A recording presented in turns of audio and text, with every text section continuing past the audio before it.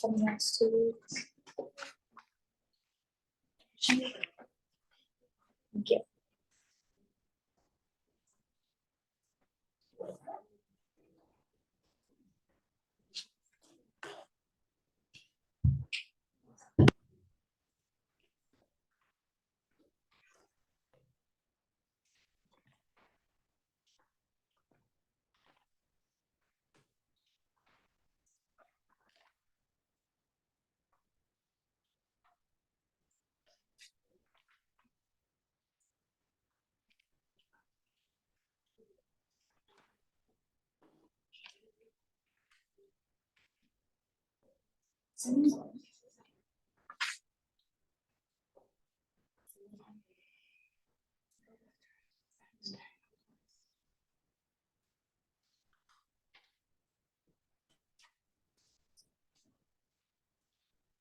Okay, I show it's that time, so I'm gonna go ahead and get started.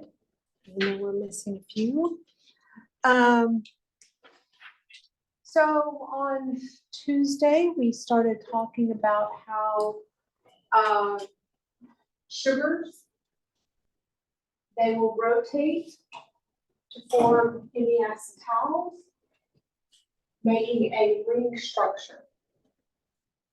And we talked about how to know whether the OH group would be up in the ring structure or down in the ring structure based on where it was in the linear structure.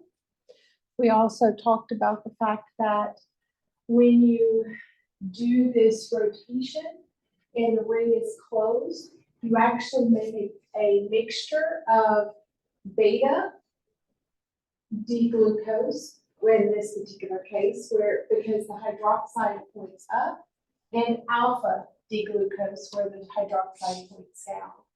Now, this carbon number 1 in these structures, you'll notice that when they number these, if it started out as an aldehyde, the carbon number 1 is going to be what is called the anomeric or hemiacetal carbon. So the hemiacetal carbon is chiral. And again, there are 2 stereoisomers of this formed. This term, the correct term for stereoisomers in the ring structure is called an anomer. And anomers are going to be cyclic structures that differ only in the position of that substituent on carbon number 1. Is it alpha or is it beta? That carbon number 1 is referred to as an anomeric carbon. So you have anomers, which are the cyclic structures, beta and alpha, and you have the anomeric carbon, which is the carbon that basically is determining whether it's going to be anomeric or whether it's going to be alpha or beta.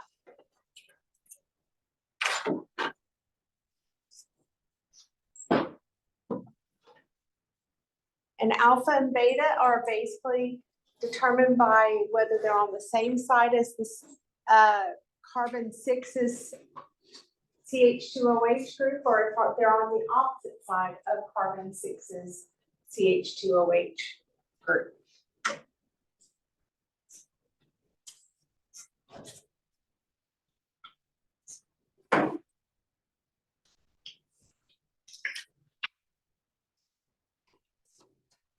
Now, folks, these structural differences, that the difference between an alpha and a beta seem extremely small. I mean, it's one hydroxide group. It's whether the hydroxide group is on which side of the ring. But even though that is extremely small, that small change accounts for huge differences. For example,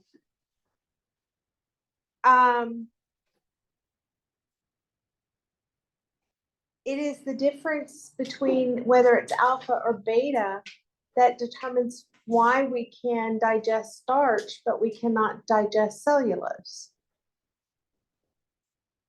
which is very similar to starch. So this is an important piece, even though it seems like only a tiny change.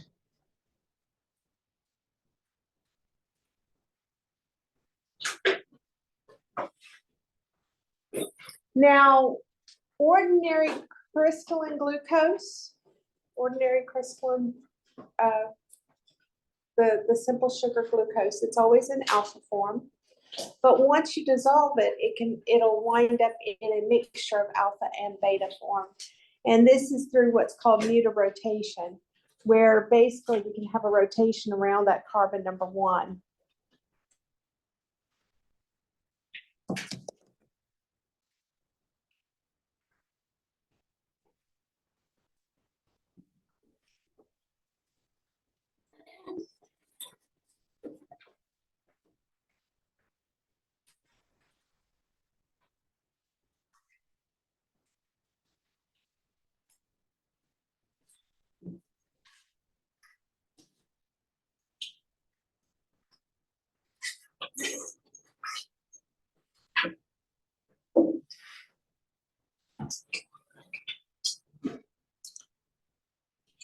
Some of the places you're like, now with respect to recognizing whether something is alpha or beta, you're going to need to be able to recognize that.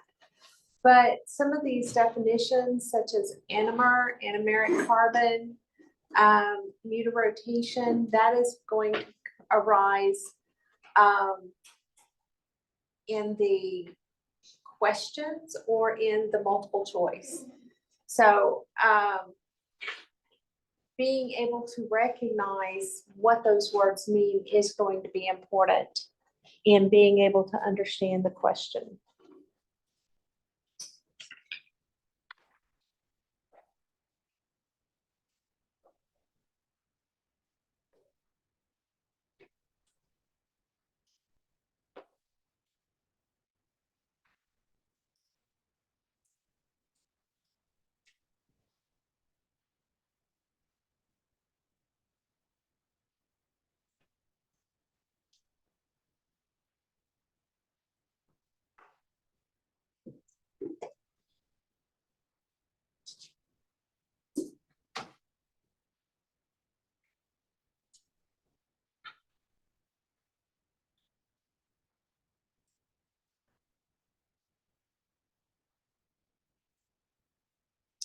So again, crystalline glucose is entirely in alpha form, but when you dissolve crystalline glucose, you get a mixture of alpha and beta form.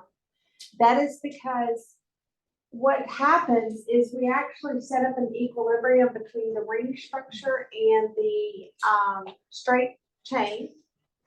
And because we set up an equilibrium between the ring structure and the straight chain, you wind up getting a mixture of both alpha and beta because of the rotation that occurs on that anomeric carbon.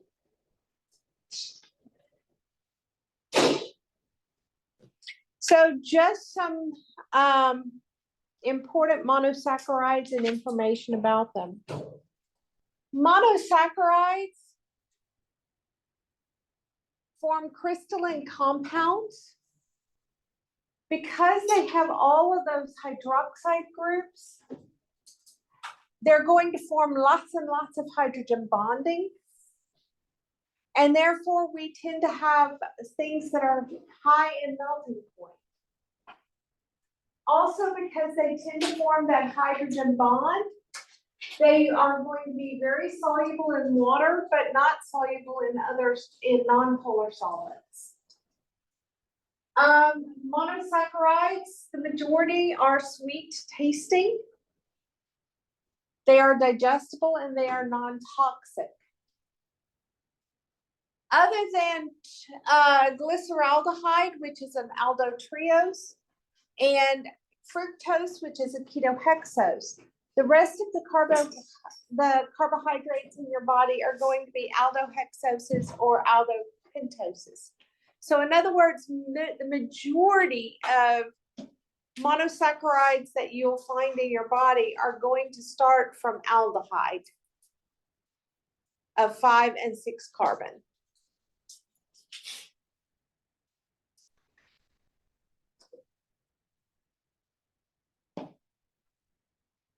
And as previously mentioned, most will be in the D family, meaning that they have that right-hand rotation of polar light.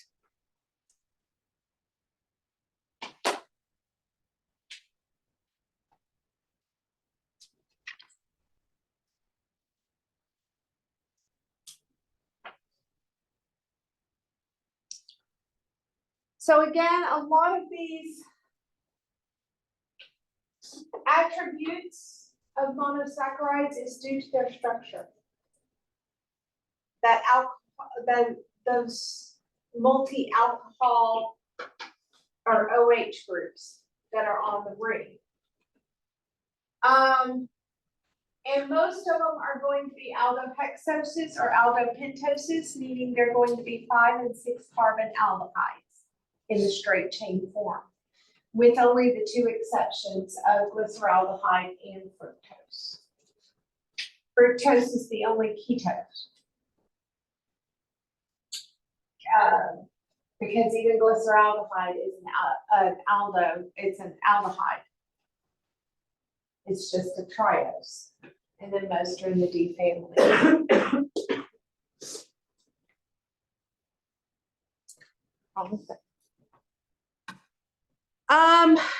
Glucose is by far the most important of the sugars. D-glucose, which is dextrose, is your blood sugar.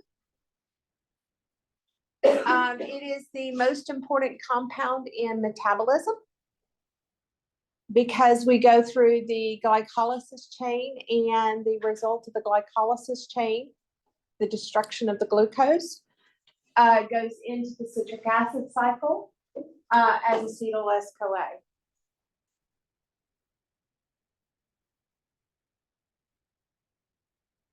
Some other important monosaccharides do include lactose, which is a component of lactose. And then fructose, which is your fruit sugars.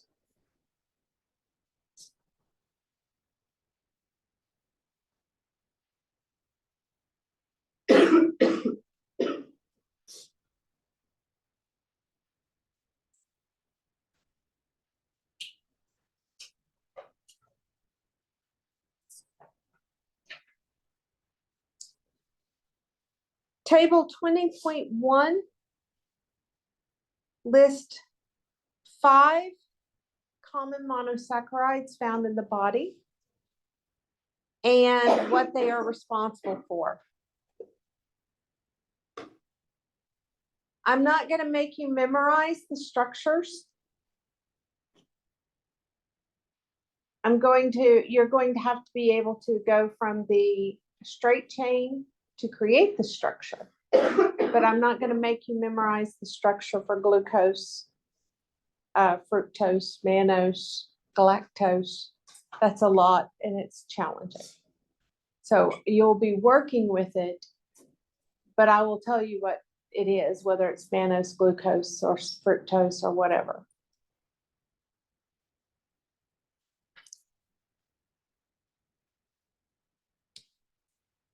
Two others are ribose and deoxyribose from RNA and DNA. These 2 sugars also play a role in much larger biological molecules Ribose you will find in ATP.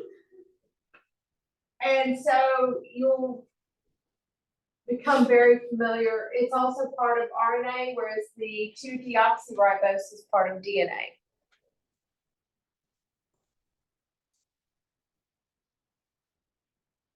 And where the name deoxy comes from, first of all, you will notice that these two structures look almost identical, hence the reason they both end in ribose.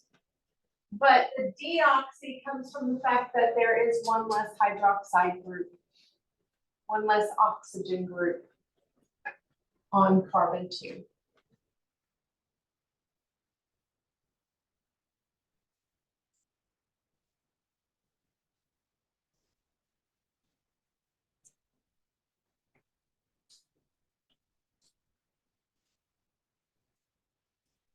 So again, I'm not going to make you memorize the structures. I'm going to make you be able to work with the structures, but not memorize the structures.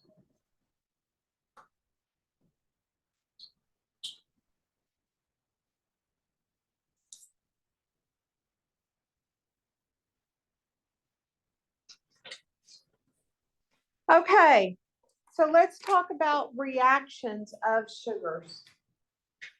One reaction of a sugar is that it can undergo oxidation. These straight chains and these rings, this hemiacetal and this aldehyde, they are in equilibrium with one another.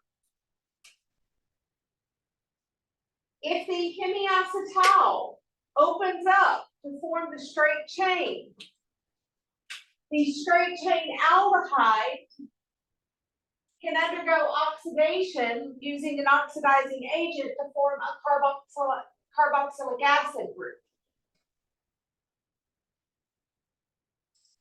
Folks, that reaction is a reaction we talked about back in the alcohol chapter, or excuse me, the aldehyde chapter.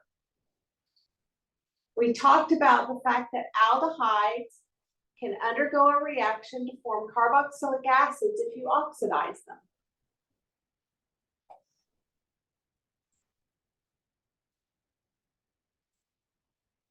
So again, in this particular case, it's not the ring that oxidizes. The hemiacetal is not oxidized. It's the fact that the ring and the straight chain are in equilibrium with one another. And when that happens, when it's in the straight chain format, then it can undergo oxidation to form a carboxylic acid group.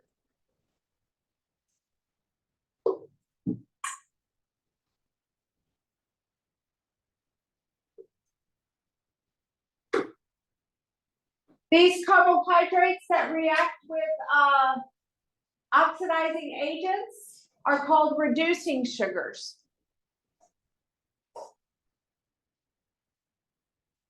So the second one. Well, both. D-glucose is considered to be a reducing structure because it's in equilibrium. These two are in equilibrium. So they go back and forth all the time.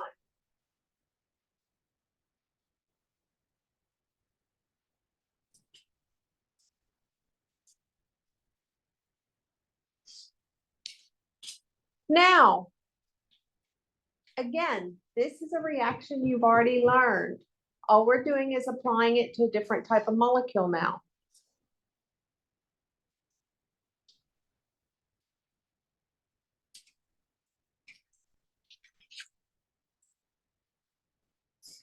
Now, ketosis, back when we were talking about ketones, we said that ketones cannot be oxidized. Ketones cannot be oxidized. That still stays the same. However, a ketose can undergo oxidation. Now, the only way a ketose can undergo oxidation, though, is if the carbonyl group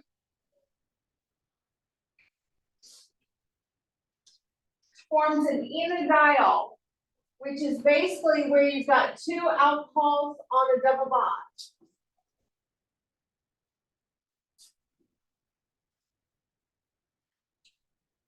That is done in the presence of excess base.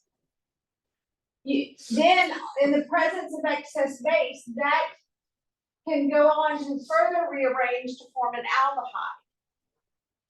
It's the aldehyde that can be oxidized to form the carboxylic acid.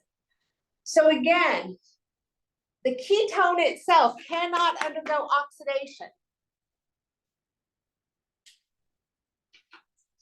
The only reason a ketose can undergo oxidation is if that ketose is dropped into the middle of a bunch of base. That excess base causes it to rearrange to form an aldehyde.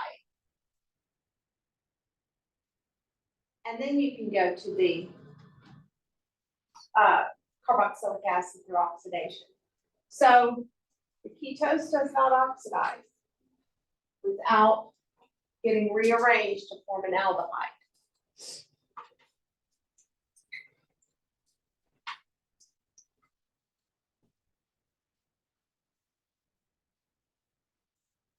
Questions?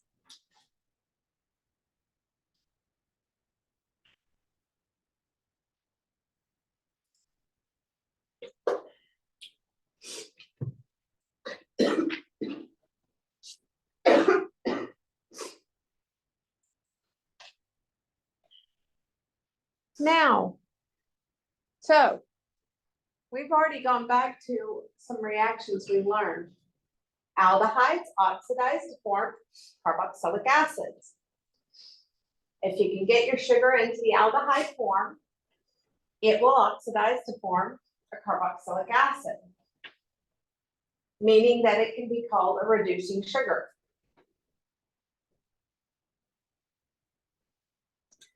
Another reaction that we talked about previously is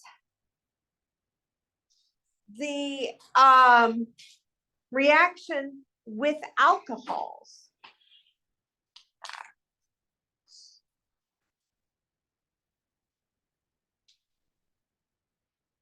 Oh, I skipped one. Maybe I'll be coming back to it.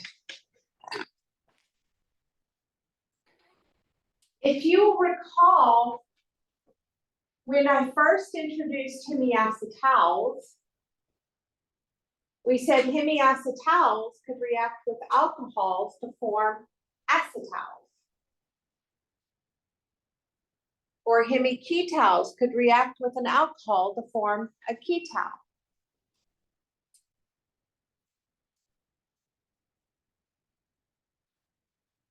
The oxygen of one of the alcohols reacts with the R group to make a OR group.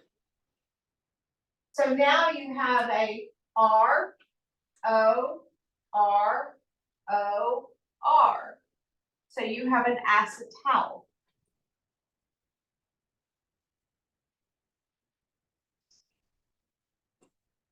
And then you produce water.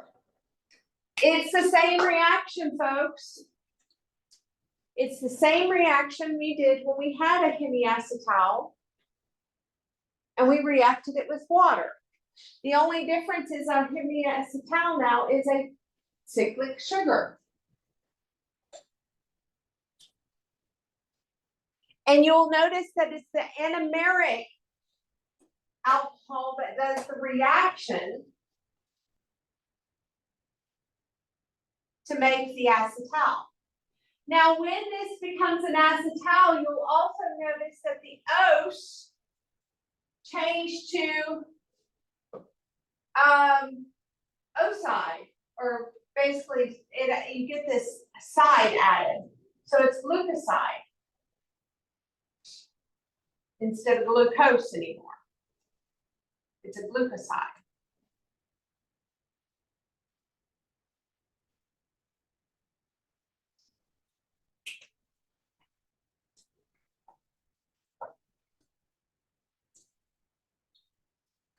This reaction where the hemiacetal reacts with an alcohol to form an acetal, the acetal itself is now called a glycoside.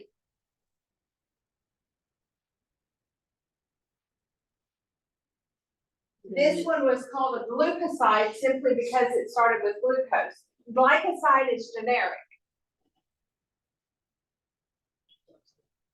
Okay. Glycoside is generic.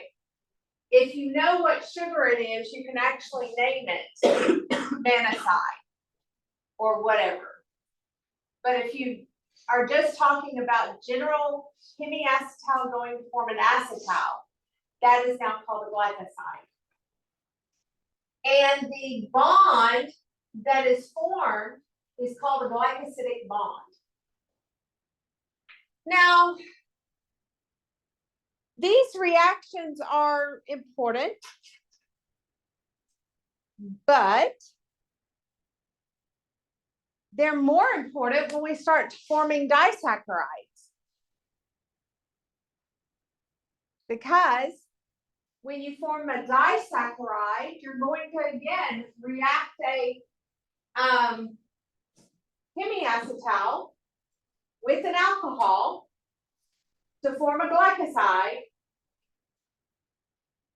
and water.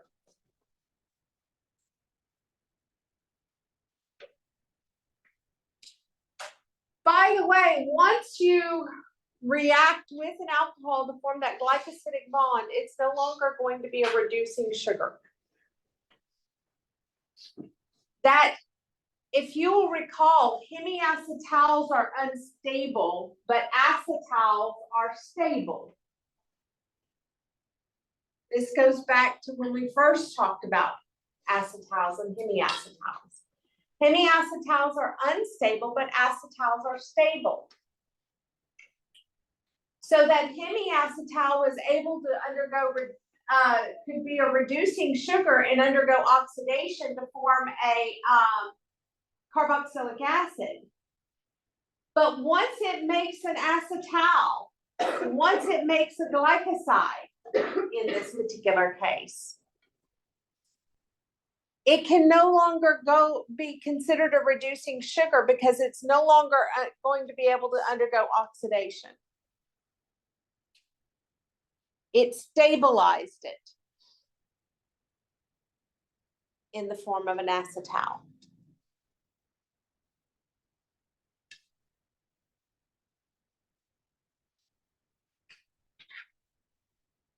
Disaccharides and polysaccharides are the result of glycosidic bonds.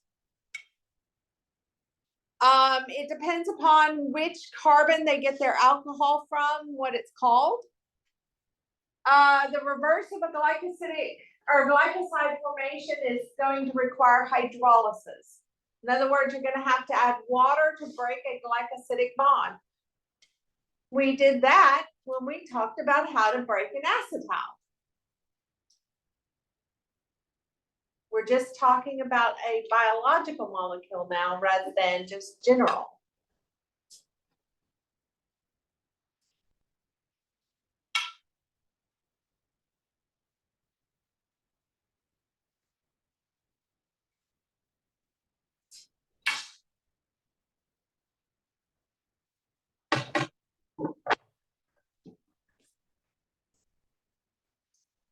Now, when you form the glycosidic bond in a disaccharide or polysaccharide, the glycosidic bond can either be alpha or beta linked.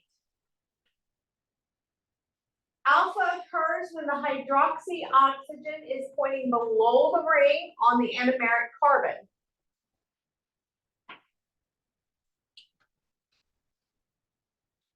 Beta occurs when the hydroxy oxygen is pointing above the ring on the anomeric carbon. And that was supposed to be beta, not B.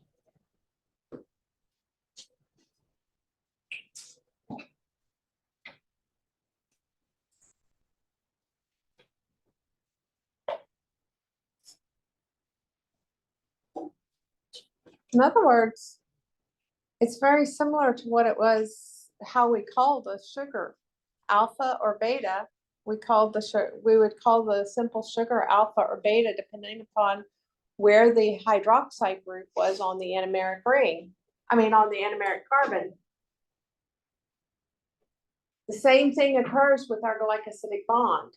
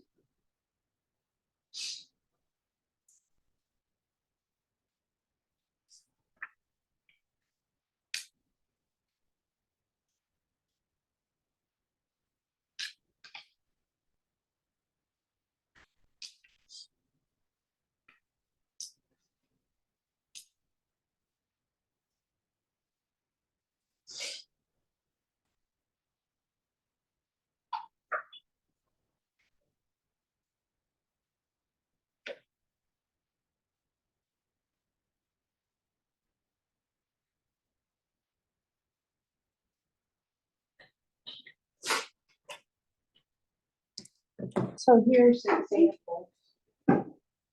In this case, we took two alpha D glucoses. Alpha D glucose meant that the glycosidic hydroxide was pointing down. And we reacted them together. You will notice that it was carbon 1's hydroxide that reacted with carbon 4 on the other one. So it's a 1,4 linkage. And this is an alpha linkage because the anomeric oxygen was pointing down to begin with.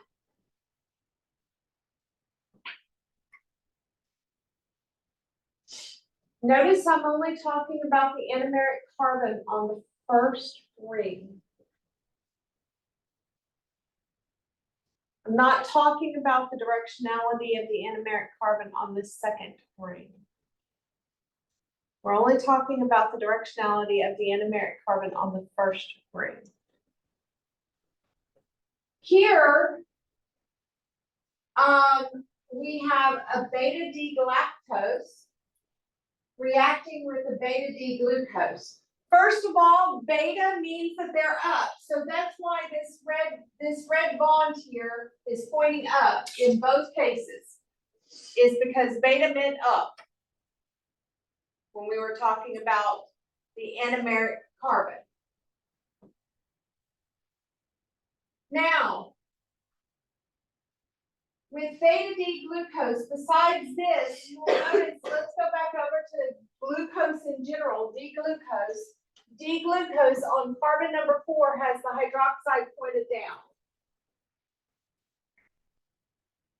Don't worry about the beta piece here, but on carbon number 4, that meant the hydroxide was pointing down, but the lactose, the hydroxide was pointing up. So when those two combined, they formed a beta 1,4 link.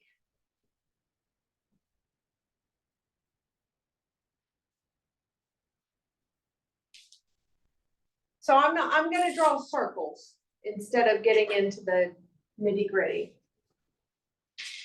So, well, I'll draw the basics, but first of all, this would be an alpha.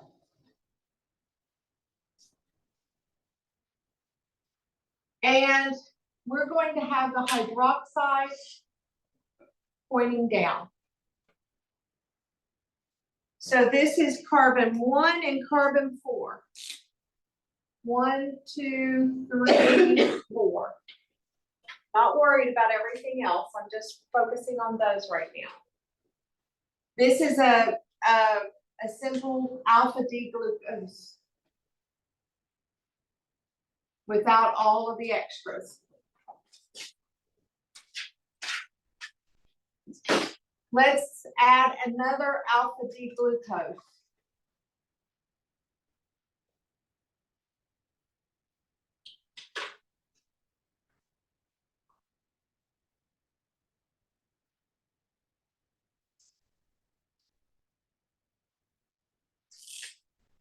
The anomeric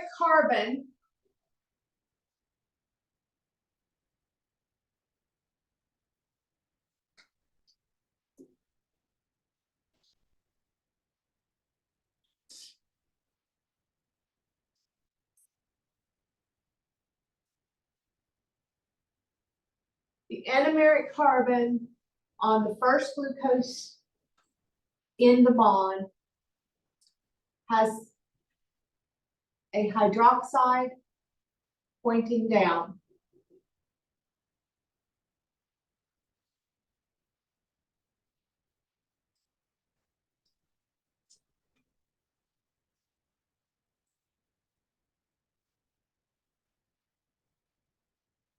So it is going to form an alpha linkage.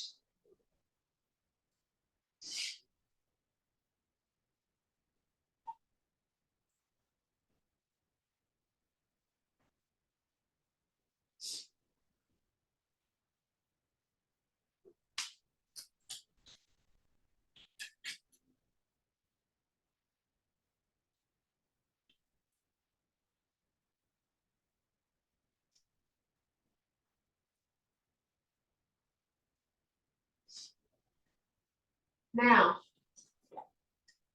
going back to what we learned about alcohols reacting with acetals. We're going to focus on the acetal here.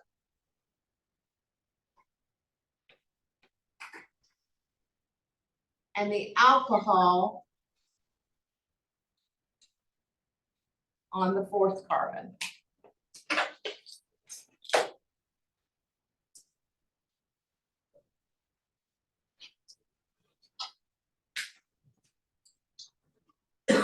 These combine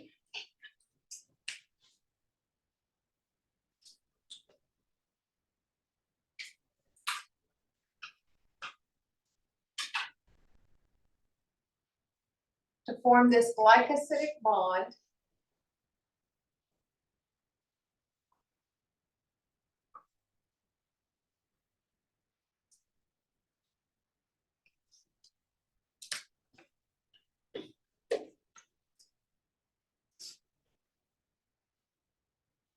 And it is a 1,4 link.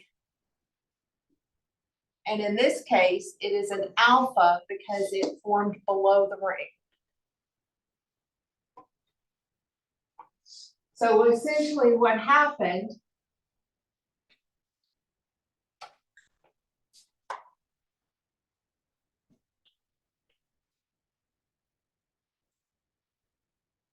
is this alcohol attacked. Actually, no, not that alcohol.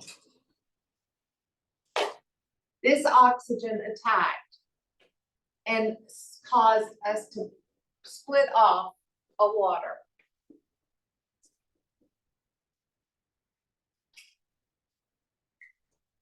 Did that help with that top one? Writing it out a little bit where you can see what's going on a little bit closer.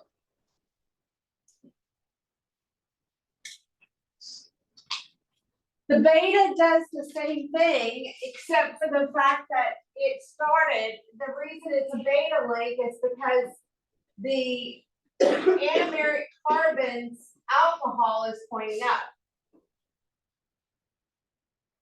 That's why it's beta. So it all what the type of link is all dependent upon whether it was an alpha or a beta anomeric carbon.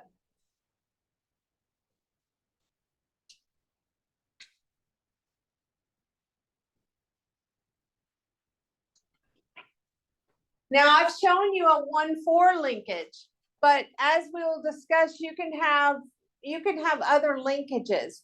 It doesn't have to be the 1 and the 4. It can be a 1,3. It can be a 1,2. It's just going to be the fact that whatever, this is telling you which carbons in the 2 rings are responsible for the linkage.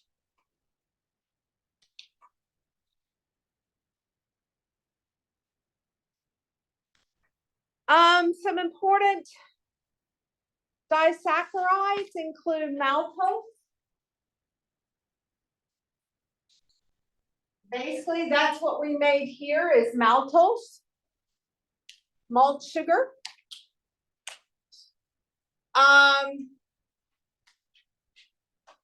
It results in a acetal on the first one. This is now an acetal, but this is still a hemiacetal because I forgot to draw the oxygens up here.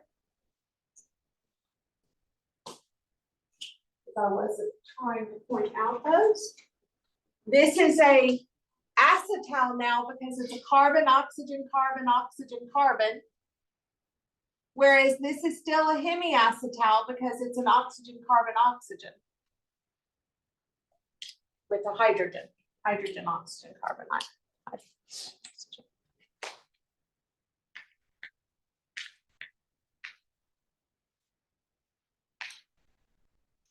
Now, once it makes a disaccharide, it stabilizes that first sugar, so that first sugar can no longer be a reducing sugar. It's not going to form a open ring and a closed ring anymore. It's not going to reach that equilibrium between the cyclic structure and the non-cyclic structure.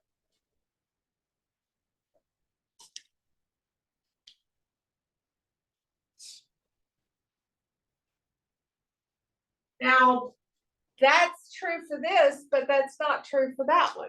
This one can still open. Because it's still a hemiacetal. Hemiacetals can open, acetals cannot. Hemiacetals are reducing sugars, acetals are not. So once it makes a glycosidic bond, it stabilizes one of those simple sugars, so that it can't reach that state of equilibrium between cyclic and non-cyclic. So since the hemiacetal is still open, is there an instance where they combine with another sugar?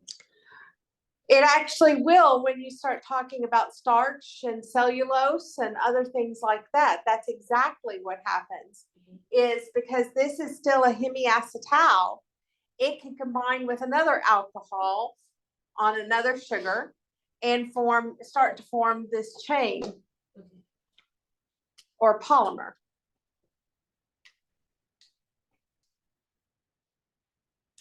Lactose is another disaccharide that's extremely important. It's milk sugar. It contains galactose and glucose. This one is a beta 1,4 glycosidic link. So in other words, on the galactose, it is beta. It is our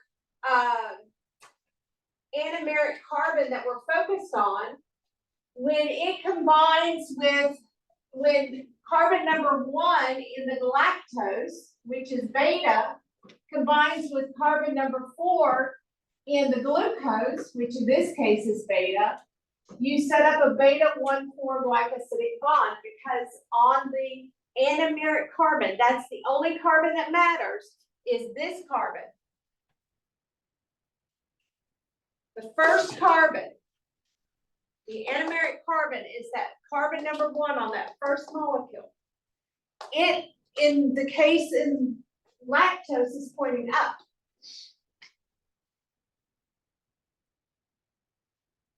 And so you can make a glycosidic bond that points up.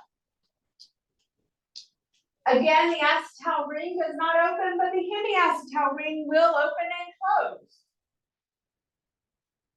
Therefore, it is still considered a reducing sugar because you have a hemiacetal somewhere. Reducing sugar means you got a hemiacetal.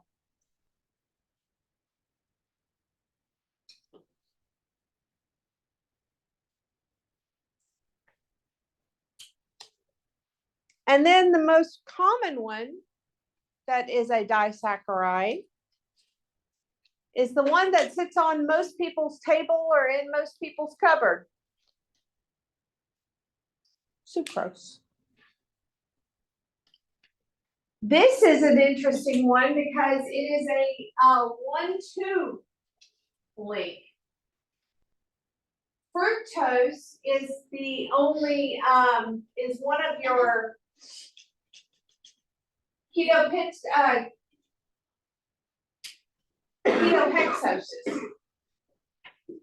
Fructose is a ketohexose. And on its second carbon, the first carbon is CH2, so it's ketone. On the second carbon, the hydroxide points up, and then you have alpha D glucose, which the carbon points down, and this forms a 1-2 anomeric link between the actual glycosidic, or the, the anomeric carbons on both of them.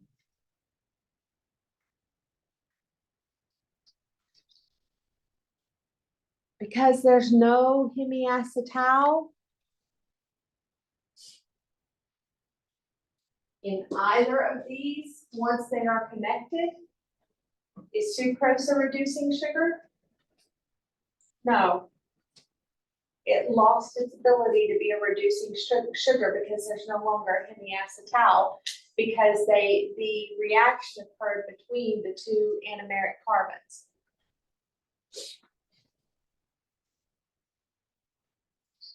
So in this instance, it wouldn't bond with another sugar. Well, it can through alcohol. It can act as an alcohol, but it can't provide a glycosidic bond. It can't provide an anomeric carbon because the anomeric carbons are taken, but it can still act as an alcohol because there's lots of alcohol. So technically, yes, it can form something, a larger chain, but it's going to have to do so with somebody that has a hemiacetal anomeric carbon so that it can attack the alcohol. So that would, maltose would be able to bond with this one. Maltose could, yes, maltose, we could take maltose here because it has this hemiacetal. And maltose at this point could react with this alcohol to form something. So yes, as long as there's an alcohol, this can act as an alcohol now. But it cannot act as it can't act as the hemiacetal. Which all of these have a hemiacetal hemiacetal alcohol bond. But this one bonds at the hemiacetal, hemiketal location.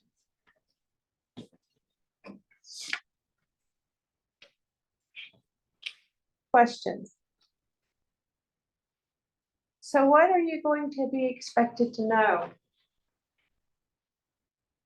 First of all, I'm going to expect you to be able to look at a monosaccharide or a disaccharide and tell me whether it's a reducing sugar or not. To be a reducing sugar, it better have a hemiacetal on it.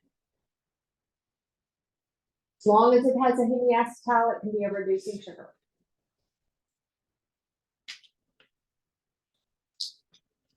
I'm going to expect you to be able to determine the linkage. Is it an alpha or a beta linkage? Is it a 1,4 or a 1,2 linkage? And if I give you the information that this is you're going to combine glucose and fructose, or glucose and glucose through let's say glucose. If I tell you you're going to combine glucose through a alpha 1,3 link, can you draw it? This one was a 1,4. 1,3 means that it would react with the third, the alcohol on the third carbon.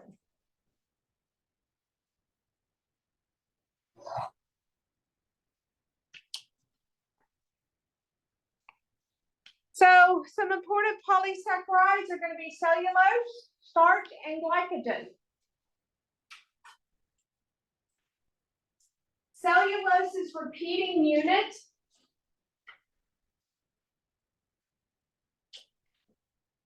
is a beta 1,4 link. So it would be beta 1,4, beta 1,4, beta 1,4, continuing on up of glucose. We can't eat starch. We can't eat cellulose. We can't digest cellulose. So we can't deal with this beta 1,4 linkage between glucose molecules. But we can digest starch and glycogen.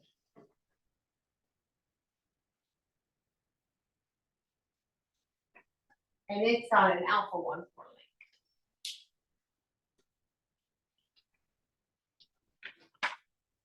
That repeats.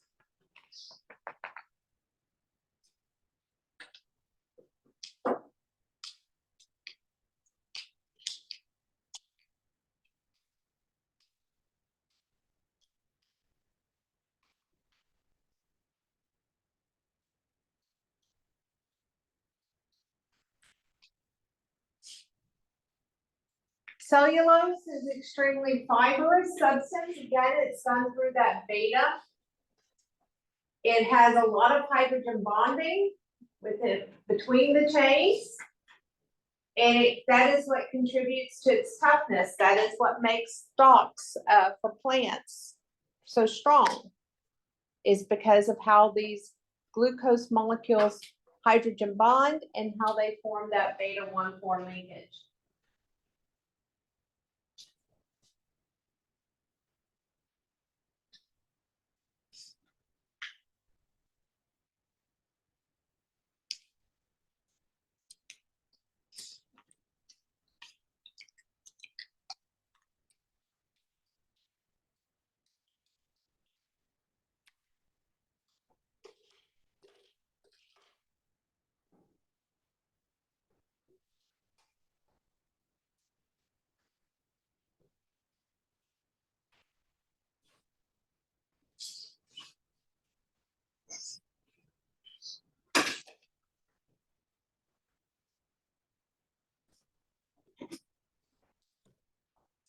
Starch is also a polysaccharide. It is fully digestible. It's mostly got these alpha 1,4 linkages, though every once in a while it'll have an alpha 1,6 linkage as well.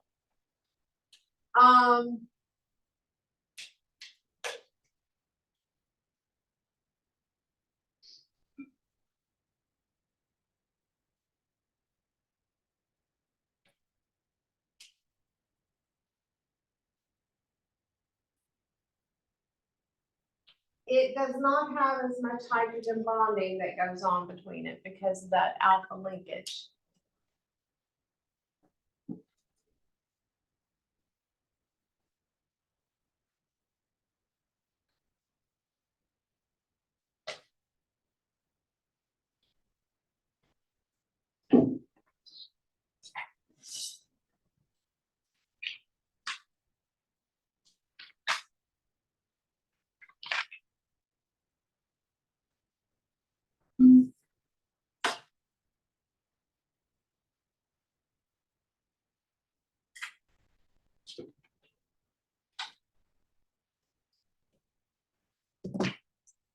Glycogen is similar to animal starch. It's similar to amylopectin, but it contains more branches. So you have your basic amylopectin and then you have your glycogen that's an animal. It's simply just, it's the same structure. The question is, how many of those 1,6 linkages are there, relatively speaking?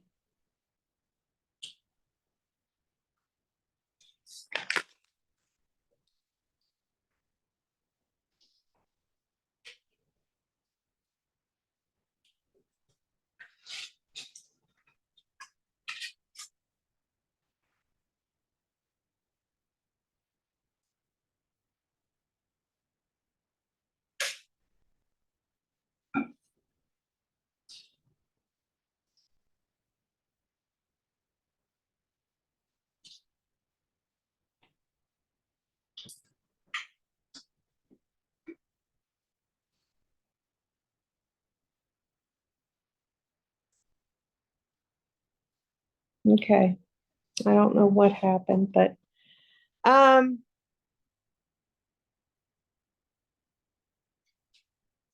so there is another set of reactions of monosaccharides that lead to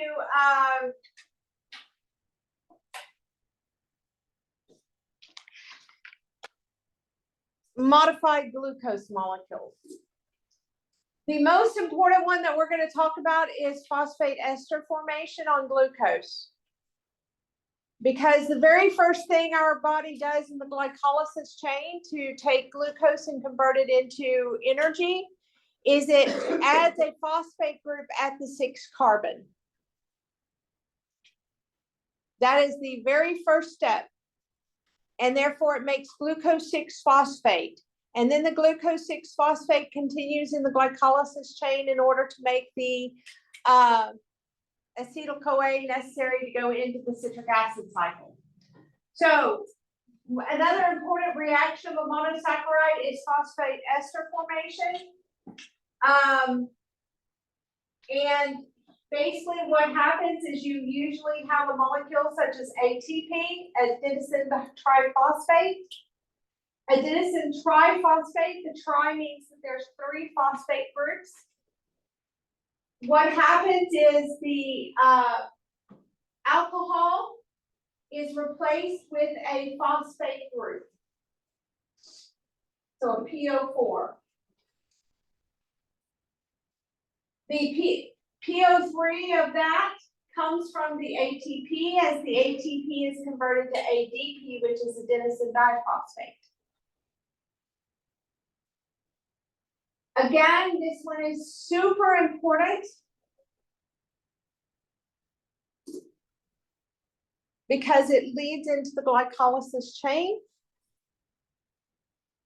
And it is our first step in making energy from simple sugars.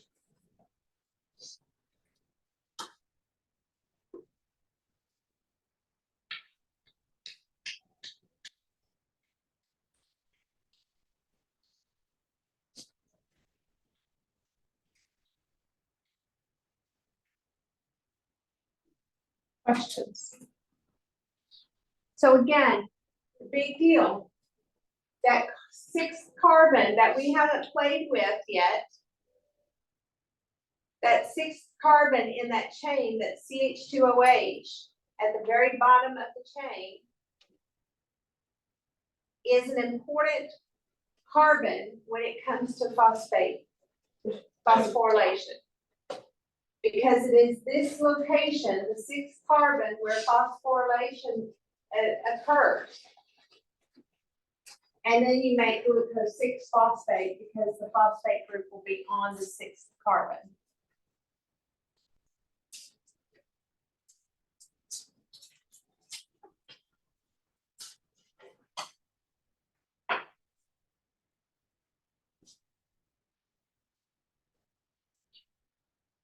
Did I hear a, okay. There are other variations that are extremely important. There is a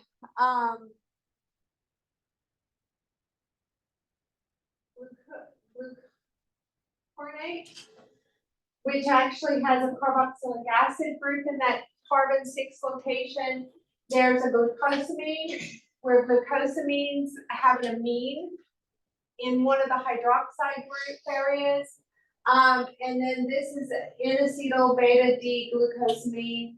Basically, it's beta because that is up. It is D because the next to last hydroxide was originally on a right-hand side.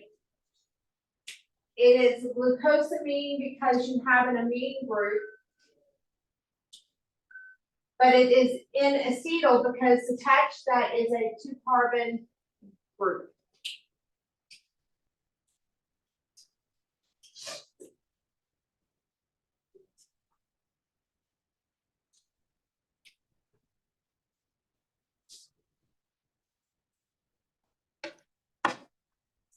We're not going to really talk about glucuronate, glucosamine, or N-acetyl beta D-glucosamine too much.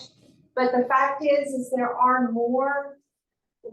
Basically, what this slide is really trying to illustrate to you is that we've been talking about glucose. Glucose this, glucose that, glucose this, or fructose, or mannose.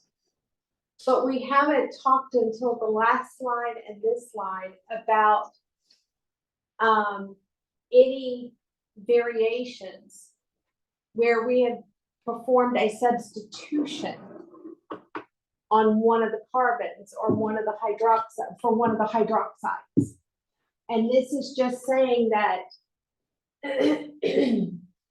your simple sugars do have variations out there where reactions have occurred to replace either a hydroxide or a CH2OH group.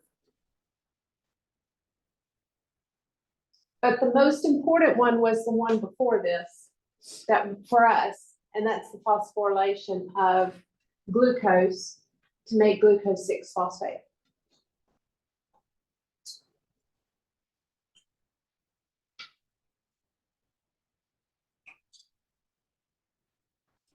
Why are some of them important? Well, that's how you get hyaluronate. I cannot say words today.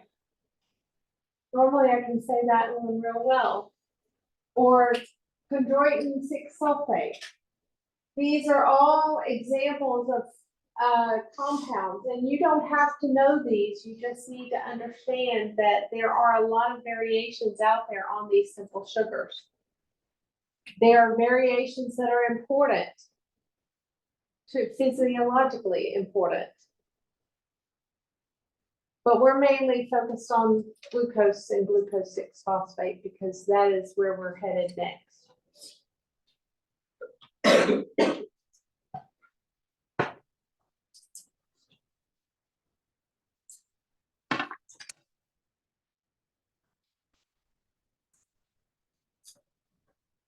Another one is heparin.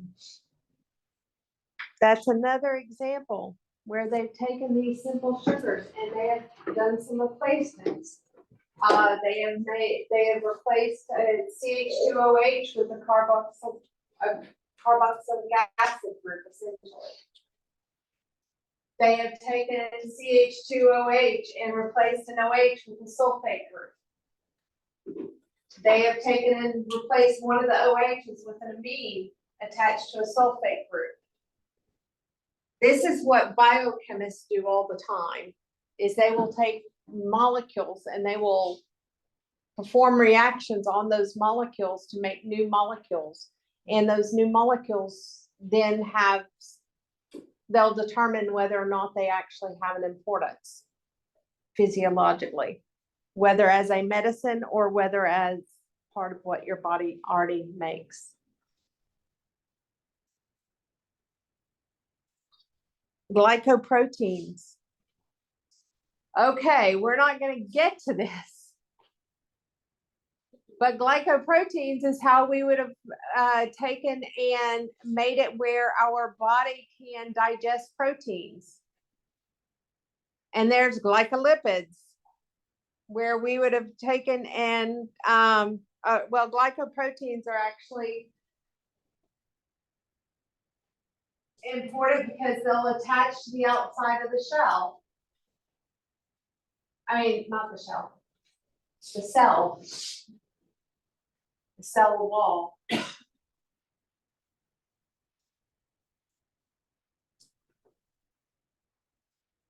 They're molecular messengers.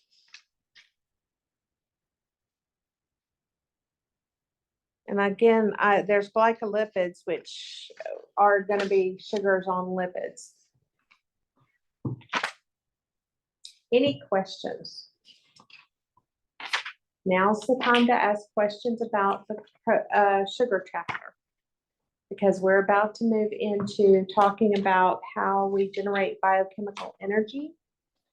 We will we'll quickly go through energy, life, and biochemical reactions, talking about the fact that biochemical reactions involve energy that is, and how that energy is used. We'll then talk briefly about the cell structure, and then we're going to get into metabolism. And when we get into metabolism, yes, we're going to talk about the generic parts of metabolism, but shortly thereafter, we're going to get into the citric acid cycle. And so I expect Tuesday to start the citric acid cycle. So if you're looking to do any reading, it would be 21 through the beginning of 21 through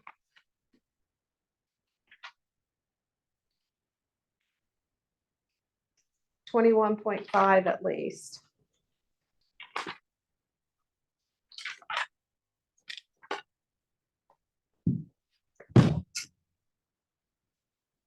Okay, we're getting out a few minutes early.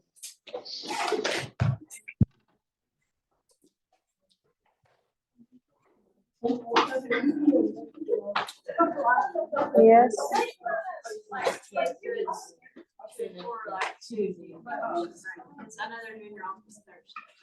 Anything that you as a student